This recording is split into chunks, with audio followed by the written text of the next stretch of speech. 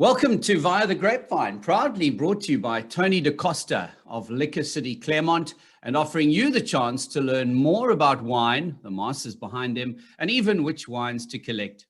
As always, there will be a chance for you to win based on this chat. So look out for that post on the Via the Grapevine Facebook page, and I can tell you the prize is incredible.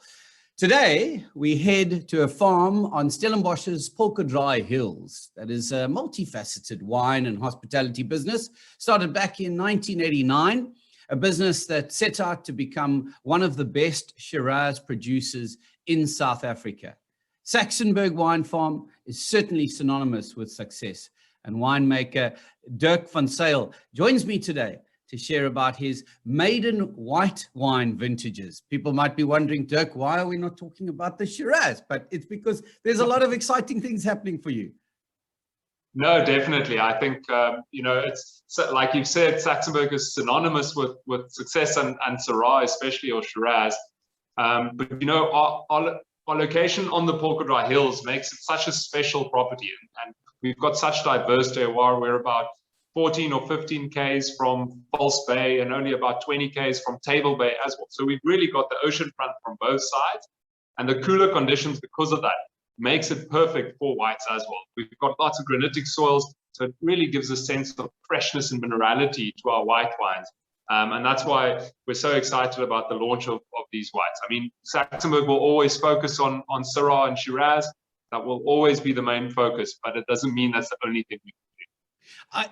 I am really quite honored that you're able to join us, because I know we're kind of in the heat of harvest at the moment. So I wanted to ask you, how's harvest been going for you, first off? And also, I hope that your grapes weren't too affected by that awful fire over the hill in Stellenbosch last week before last? Yeah, no, so far it's been a really interesting year. I think I'm going to use the word interesting there, because it's been, the season was very delayed. We had quite a few, remember back to September last year, it was quite wet and cold in spring. So everything started about 2 weeks late, and then the colder weather or the more mild weather persisted throughout the growing season. So everything stayed about 2 weeks late. Generally in the season, it catches up. This season, it never caught up. So I started harvest about 2 to 2.5 weeks later than I did last year. We had lots of disease pressure because the season hasn't been wet, but we had lots of drizzly patches in between. So as you can remember, perhaps I think it was over Christmas, we had a few days of drizzle as well. And that all adds to quite a bit of disease pressure. So you had to stay on top of it and on top of your canopy management to open up the canopies enough this year. But with the longer season, with the longer hang time and the cooler days that we're having, it does bode well. We're getting lots of beautiful acidities in it, which is fantastic. It means we don't have to add anything in the cellar, which is brilliant. So if you kept your grapes healthy this year, and you managed your canopies right, then you're gonna make some fantastic wines. As far as the smoke, we're fortunate that we never had smoke hanging on the property for too long. So I think the wind direction shifted enough. So we had some smoke a few afternoons, but it was never that dense smog that like hangs over the property. So I think we should be fine. I've spoken to a few guys on that side that were closer to the fires, and they think they'll be fine as well. They think they don't have, it wasn't hanging for too long. So hopefully everyone gets through it unscathed without a lot of smoke taint in the wines this year. But it's always a terrible thing, and my heart goes out to everyone up against the mountain when it starts burning like that, because it is terrifying. There's no way to control it. The wind just comes up, and you're at the mercy, basically. Scary times indeed, and really not coming at the greatest time as well for many of those winemakers who are trying to get harvest done. Let's move to your maiden 4 white wines. And some viewers might be saying, why are you saying maiden white wine vintages? To be clear, Dirk, these are your maiden white wines at Saxenburg specifically. That's correct, eh? That's correct, yeah. Yeah. So tell us a little bit about your journey to this point in your career, that you weren't making white wine at Saxenburg just yet, because you've been elsewhere, haven't you? Yes. Yeah, so I was very fortunate. I grew up on a small little family wine farm in Bonnievale. So I grew up in between the vines, and I think from basically when I could speak, I was always saying, "Oh, I'm going to be a winemaker. I just, I want to farm with vineyards and I want to make wine." So there's never really been anything else that I wanted to do. So I went to study at the University of Stellenbosch in 2008. Well, I finished matric in 2008, went to study in 2009. And then as part of the fourth year, we were actually the first year that they changed the course around a little bit. And part of the fourth year, the first semester of the fourth year, so for about 6 months, you do an internship at a wine farm.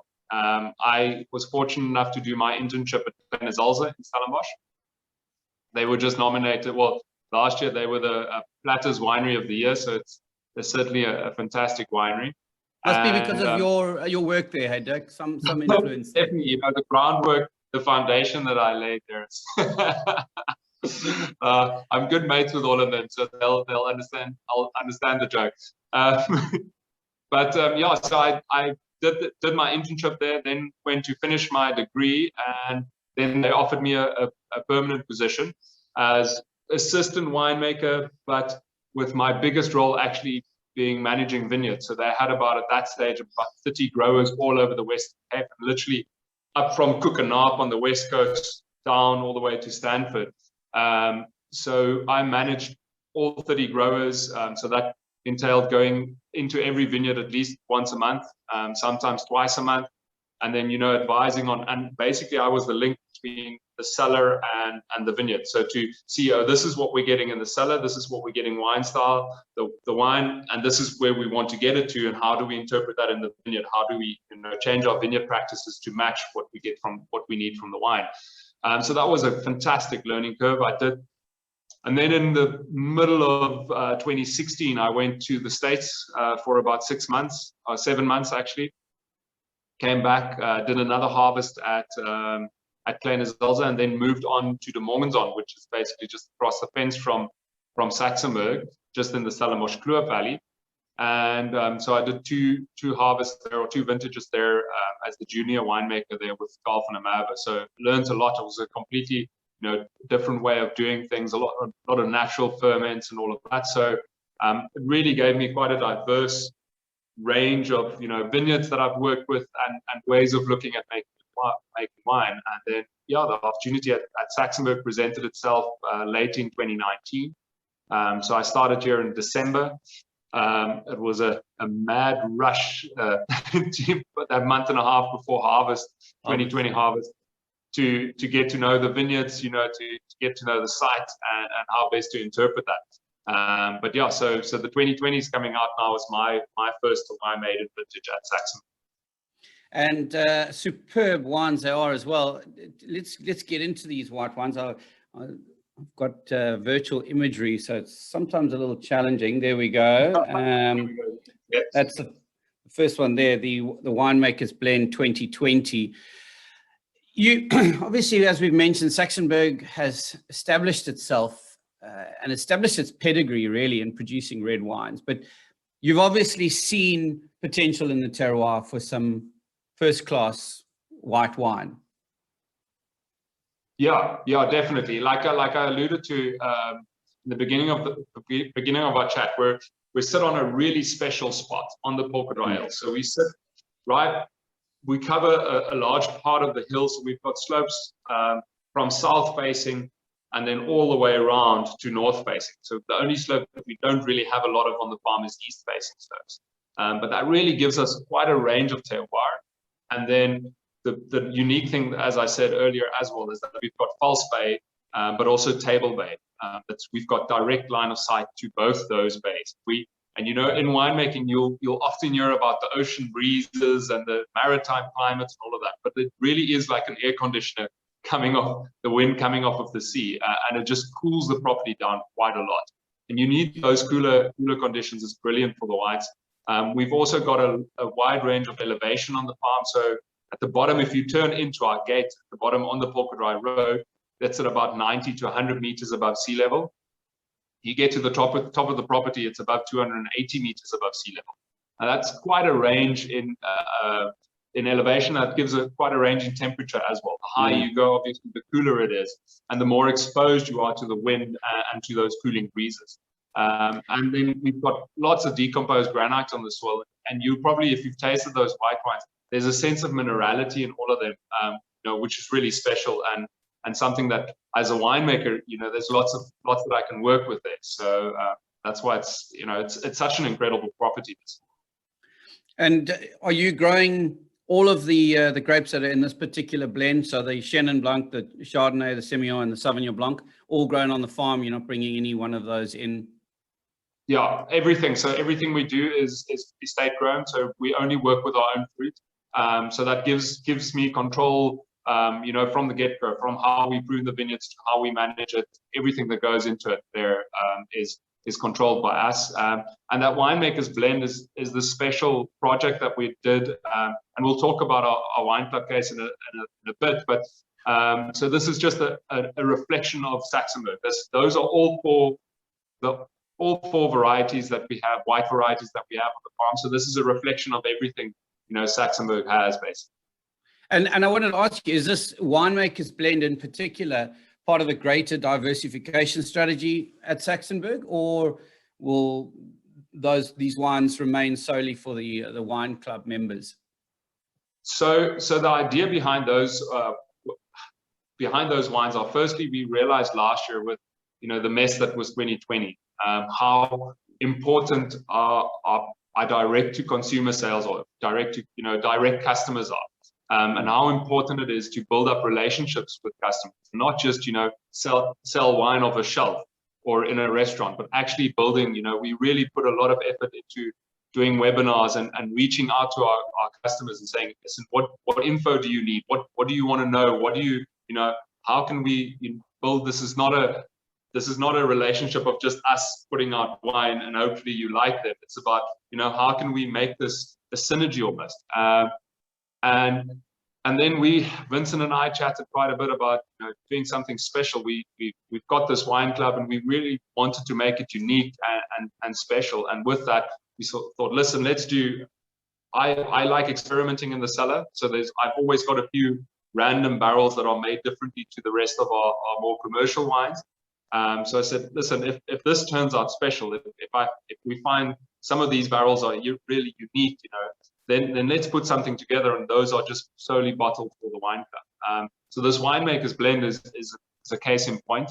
I don't see that ever going into the private collection range or to the standard range, but it is really, it allows me the flexibility to experiment in the cellar, to push the envelope a little bit, and it gives, I think, our customers or our loyal followers something unique and something special that no one else can get. I agree, and I think it's fantastic that you're being afforded that freedom by Saxenburg as well, because as we all know, money is tight at the moment, and to allow you the creative space to experiment, and if it doesn't work, that's a lot of money on the line, but if it does work, then it's something absolutely tremendous. I want to comment on the label. I think this is absolutely fantastic. I love the fact that you've got this authenticity of, this virtual imaging is terrible. The authenticity of I presume this is your handwriting, eh? Well, I'm going to reserve my comment on that. Kind of personally signed bottle, and then you've got the the label, the status of that label coming in at the bottom there as well. But I think it's captivating to the eye. If that was to go to a shelf, I would probably look at that first, because I'd say, ooh, the winemaker wrote that on the bottle with his Coke pen. He's running out of ink in that one little section, and it looks fantastic, and I want that. No, great. I think, yeah, just to comment on the idea for the label, is my idea when blending these wines and putting these wines together is to really give almost a naked expression of Saxenburg terroir. It's not, this is my interpretation. At the end of the day, when people say, oh, I'm making terroir specific wines, it's always to put in almost an asterisk at the top there saying it's my interpretation of the terroir, because it's always, what is the interpretation of terroir? What is terroir specific? It's what I see the terroir is. So it's, minimally handled in the cellar. It's, we're not fussing around with it. A large portion of that is naturally fermented. small additions of sulfur. So it's really, you know, not tweaked a lot in the cellar. And then I wanted to almost portray that on the label, where we didn't go for this, you know, fancy estate label where it's just plain, you know, it's handmade, it's simple. Yeah. You know, funnily enough, I think in today's times, plain, simple, handmade actually looks more prestigious than the expensive, graphically designed labels. I think that's just kind of where we're moving to as a society, is that, I mean, look at organic food. The simpler it's packaged, we think, oh, and it can be super expensive. We go, no, that's quality over the pre-packaged, perfectly packaged plastics. Yeah, I agree with you there. I think, you know, it's important to be authentic and just to showcase who we are, with not trying to put a lot of makeup on it. It's really just, the wine should speak for itself. And yeah. I need to take a step back, because I actually didn't introduce these wines properly. So we've got the Winemaker's Blend 2020, then you've got the Sauvignon Blanc 2020, the Chardonnay 2019, and a lovely Sauvignon Blanc Semillon 2020 blend. And you've got different labeling for the Sauvignon Blanc Semillon. Is that because it's part of a different range? Yes, so the Sauvignon Blanc Semillon, they planted the Semillon in the early 2000s on the farm right at the top of the property, a small little 0.5 hectare of a vineyard. So it's a very tiny block. And the idea was, so our top end Syrah, or our top end red, is the Saxenburg Shiraz Select, or the Triple S for short. And the idea was to almost introduce a wine alongside that and do it a Saxenburg Sauvignon Semillon, so the white Triple S. And they made a Sauvignon Semillon in 2011. Actually held on to it for years because the wine was so tight on just after vintage. And we're still selling some of the 11, and it's beautiful if you can get your hands onto it. I think it's a fantastic example of a beautifully aged white wine. It's really pure, it's precise, it's terrific. And so the idea with this is that was labeled under, the 11 was labeled under this limited release, because it's not something, you know, we make every year. It's on special vintages. And so when I started here, I saw this wine, and I chatted to Vincent and Fiona about it, and I got really excited about it. I thought, you know what, I'm going to try my hand at this as well and see what we can do, because, you know, that play between Sauvignon and Semillon is so special. Sauvignon creates these beautifully fresh wines, lots of fruit, you know, lots of acidity, minerality, all of those things. And then Semillon, especially barrel fermented Semillon, you know, gives you these waxy, textured wines. And that play of richness and waxiness with the freshness and the minerality of Sauvignon Blanc, you know, that balance is quite special. And that balance captivated my wife this weekend. We were tasting some wine, and she said, why don't they blend all Sauvignon Blanc with Semillon? Fantastic. Yeah, it's different markets. I want to ask quickly on the Sauvignon Blanc. So out of the 4, they're all under cork, except for your Sauvignon Blanc 2020. It's under screw cap. Why? Yeah. What's the difference? Why that? So that's actually the first Saxenburg Sauvignon Blanc that's bottled under screw cap. And the reason for that is Sauvignon Blanc is one of the main aroma compounds for Sauvignon Blanc are something called thiols. And that's all the tropical flavors you get, the guavas, the grenadilla, and all of those things, those beautiful fruit flavors that you get on Sauvignon Blanc. But they're very, very susceptible for oxidation. So you really try your best in the cellar to keep oxygen out as much as possible. And then if you bottle something under cork, there's always a slow incoming amount of oxygen. So which is great for wines that were aged in barrel, especially that you want to develop, like red wines as well. You want that bit of oxygen to allow the wine to develop and to really, mature beautifully. But with Sauvignon Blanc, you don't want that oxygen because it's just going to take away your fruit. I mean, depending on the style as well. But I felt for our style of Sauvignon Blanc, I didn't want it to develop overly quickly. So that the screw cap seals it completely inertly, so there's no oxygen coming in after bottling. So it keeps the wine fresher for longer. And I mean, we all know we're releasing our 2020 now. I just saw the other day someone released the first 2021 Sauvignon Blanc already. So we're definitely not in the not in the rush of bringing Sauvignon Blanc to market within a month of picking the grapes. Thank you. But that being said, the market tends to want fresh Sauvignon Blanc. They don't want, they don't understand necessarily aged Sauvignon Blanc. So with the screw cap, we can capture that freshness, I think, a little bit better. Yeah. I must compliment you, and I love your Chardonnay. I'm a massive Chardonnay fan, and it delivers. It's quintessentially Chardonnay, and I know that's not giving much away, but I should be sharing more from a tasting note perspective. But I actually want to invite people to try. Are you lightly wooding the Chardonnay?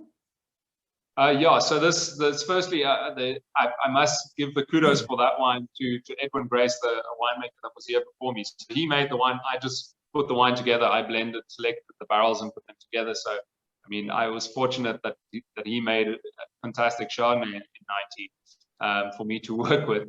But so that wine all goes to barrel. It's 100% barrel fermented, but there's only about 10% that's in new oak, and the new oak, since 2017, has been large format 500-liter barrels. So the larger the barrel, the less influence of oak you have.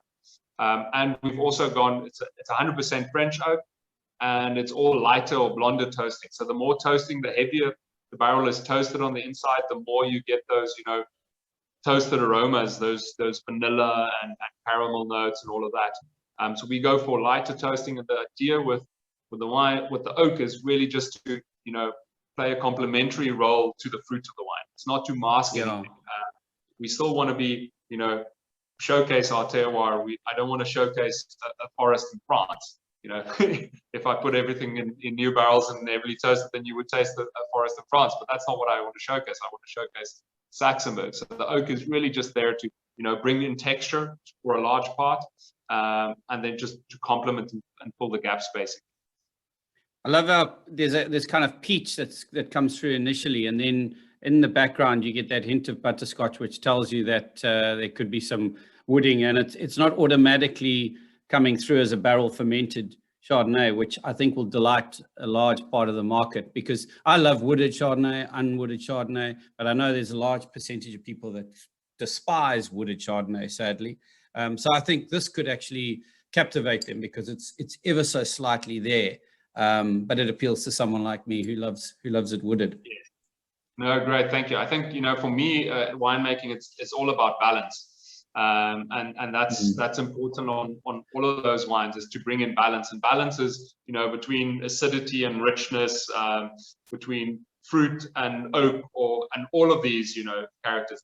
Everything has to be balanced. And I think for a large part, why people were put off by oak Chardonnays, and now they don't even try it, they just say, oh, I don't drink oak Chardonnay, is because a lot of the wines were put into a large amount of new oak or heavily toasted oak, which dominated the fruit to a large extent, and then a lot of the wines went through malolactic fermentation, and mallow gives you this. So malolactic basically is the degradation of malic acid into lactic acid, which softens the wine up, gives it lovely texture. But one of the components that's formed in that process is called diacetyl, and that diacetyl smells like butter, also like melted butter. So it can be quite intense. And if you remember, Chardonnays from 10 years ago, there's lots of these buttery aromas.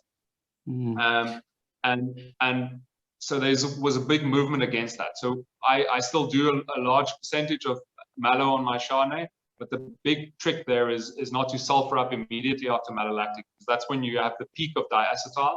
But then if you actually leave that for a few weeks or a few months without sulfur, that diacetyl starts to break down because of the oxygen coming into the barrel, and then the fruit starts to shine again. So it's really important to taste the wine as, and not just think, oh, I'm done with malolactic, I'm going to sulfur it up because I want to protect it, but rather take a step back, taste the wine until you're happy with where it is, and then sulfur it up. Adding sulfur to a wine is like taking a photograph. It's not going to evolve that much more after that. So you need to be happy with where that photograph is when you add sulfur. That's fascinating, Dirk. You're giving away some of your trade secrets here this morning. Thank you. Sure. I feel like I can go and make a bottle now. I've learned so much from you. That's awesome. I want to touch on the reds Saxenburg, obviously a large estate on the slopes of the Polka Hills, an area which has in recent years become established as a source of arguably Stellenbosch's finest Syrahs. What would you say separates Saxenburg's top wine from competitors in the area? Yeah, I think, like you've rightly said, the Polka Hills have really, especially in the last few years, people have realized how incredible the Syrahs from this area is. I must say, kudos to Mr. Beerer, Adrian Beerer, when he purchased the property in '89, he started planting Shiraz here, and that was ahead of his time by light years, because people were all planting Bordeaux varieties, and he was the only one really planting large amounts of Shiraz. And he saw the potential for it, I think, before anyone else saw the potential. And now that has come into fruition. And I think, so, I mean, there's some really fantastic examples of Syrah in this area. And in quite a few different styles, but, there's always I think there's always a perfume and a silkiness to the tannin that is so typical of Polka Hills. I think for Saxenburg, the wines have generally been a little bit bigger in structure than most of our neighbors. We are working, we're always evolving the style almost. There's a lot of work and experimentation going in the cellar, working with whole bunch, and, less extraction, picking dates, and all of that. But I think, Saxenburg is known for wines that are, beautifully elegant, but there's structure to it. There's a silkiness and a seamlessness to the tannin, which I find is quite unique. And of course, that also lends itself to drinking now, early drinking, versus having to store it for 5 to 7 years before it becomes enjoyable. And that's also a challenge for you as a winemaker, is to design, if you will, that type of wine that delivers drinkability now, but also the restraint to go the yards. So I don't think a lot of people realize what a challenge that is for you. I'd like to go back to something we mentioned a little bit earlier, the launch of your wine club at the end of March. How will that work exactly? Can you give us some details if there's anybody that's watching that wants to sign up immediately? Definitely, yeah. So like I said, we've really put a lot of effort into, connecting more with our customers and to create a, truly authentic experience of Saxenburg wines and give something that, that is unique, that you can't get anywhere else. So we're putting this wine club case together. There will be 2 wine club cases released, 2 releases in a year. So it's basically 6 months on the one, and then we'll do another one. So this is the first one. It comes in a beautifully, specially made wooden case that's just for the wine club. So it's a nice 6-pack, a flat 6-pack, beautiful display case almost. And then so every 6 months there will be a special selection of wines. And if you're a part of the wine club, you get first access to new vintages. You get access to wines like the Winemaker's Blend. That's a Winemaker's Wine Club only wine, specially made. There's only 500 bottles of that made, and that's just for the wine club. And then you also get access to some beautiful releases out of our Vinotech. So we've got a Vinotech going back to about 92, 93 vintages. And we taste those regularly. I tasted last year, tasted through every single wine basically in the Vinotech. And then I make notes, lots of notes on it, and then we start selecting wines out of that goes into the wine club case, or that goes into special cases that the wine club has access to and has discount on. So this case that we're putting together, that we're releasing on the 25th, will be the Winemaker's Blend 2020, the Sauvignon Blanc 2020, the Sauvignon Semillon 2020, and then the Chardonnay 2019. So all 4 of those wines that you have with you. And then we're also adding the private collection Syrah 2017. I mean, can't do a case without Syrah. And that Syrah we're really excited about. It was voted by Winemaker as one of the top 10 Syrahs in the country last year. So it's a fantastic wine. And then also another really special wine. I mean, all of these are special so far, but we're also adding the 1995 private collection Cabernet Sauvignon. So this is a wine that's been aged in our Vinotech for, 20, more than 25 years. I tasted that wine again last week. It is an absolute mind-blowing wine. It is so beautiful. It is so fresh. And I mean, show me a South African to which you just mention 1995 and they don't get excited. So I mean, this is the chance to get your hands on cab that was made in a really special South African year. So and it truly is a magnificent wine. You've made a mistake by delivering the prize, which is your first Winemakers Club case, to my house, because now I'm not sure how it's going to find its way from my home to Liquor City Claremont for collection by the winner. So that was a big error. That sounds absolutely tremendous, Dirk. Wow. Yeah, so if someone wants to sign up, you can go onto our website. All the details are there. I mean, there's a host of other benefits as well. The case is valued, I think, around about 2,500 Rand. And that's, that's not including the cost of the case and the cost of delivery. But for the wine club, it's a 2,100 Rand fee to buy that case. So it really is, the amount of special wines that you get there, I think is fantastic. And we're going to try our best. I'm going to certainly try my best to keep the wine club case as interesting as possible and to really include some special wines, make it worthwhile. So besides the award-winning reds and the wonderful whites that you're producing, what are some of the other reasons that we should hop in the car this coming weekend and visit Saxenburg Wines? Well, I think firstly, for anyone living in Cape Town, we're basically one of the first farms you get to if you drive to Stellenbosch. We're just outside of Kuils River, so it's really easy to get to. It's the views from here are absolutely fantastic. We've done a lot of work on putting together quite a special biltong and wine and a chocolate and wine pairing as well. To really it was another hard day at work, tasting a whole range of biltongs and chocolates to pair with our wines. But, someone has to do these things, unfortunately. Yeah. So, I think it's quite a special experience. I think, the whole feel of Saxenburg is just, it's good and honest. We're not trying to be overly fancy or to wow you with massive grandeur. It's just about honesty and having a nice experience. We've also got a cattle baron on the farm, so you can come for a tasting in the morning and then have a good steak afterwards, which obviously pairs really well with all our reds. So I think it's a good day out. Excellent. Well, I'm going to let you go because I know you've got lots to do, but I've just got some quick fire questions to end off with. And these are really questions that allow us a little insight into you as a person. We've spoken about your wines, spoken about Saxenburg, but I need you to just fire off the first answer that comes to mind. And the first one would be your favorite variety to drink. Syrah. I think it's the one I get the most excited about when drinking. Your best wine tasting experience that you've had to date?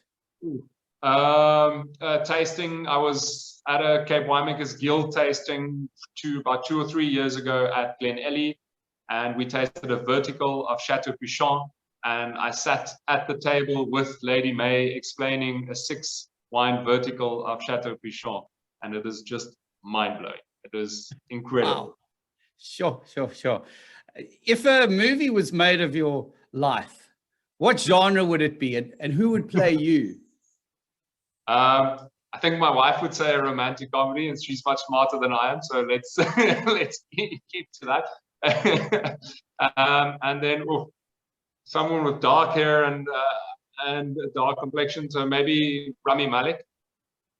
Oh, you're going to go with Rami Malek? Sure, that's interesting. Okay, yeah. He is a huge talent. So I mean, you're in. Exactly. Clever move. It's a question I ask all winemakers now during this pandemic period that we're in. What's your preference, mask or buff? Mask. And we have to have a little bit of fun with Saxenburg. Would it be a saxophone for you or rock and roll? Rock and roll. Sure, that was a trick question. You were supposed to say saxophone, but okay. I had to, change it up a bit.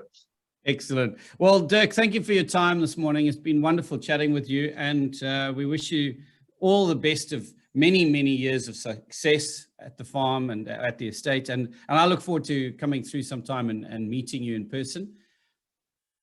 Thanks a lot, Guy. I appreciate your time. Appreciate the chat, and yeah, please, everyone, come pay us a visit. We're looking forward. It's great to be able to have people on the farm again and to share the wines, not just virtually, but also in person. So it's fantastic. Indeed. Get yourself along to Liquor City Claremont to buy Saxenburg wines. And if you fancy your luck, then answer the easy question right here on the Via the Grapevine page. You could win yourself that Saxenburg Wine Club case valued at 2,500 Rand. You'll be one of the first to get your hands on this newly launched wine club case. This Via the Grapevine was brought to you by Liquor City Claremont. Visit their wine emporium for a journey via the Grapevine.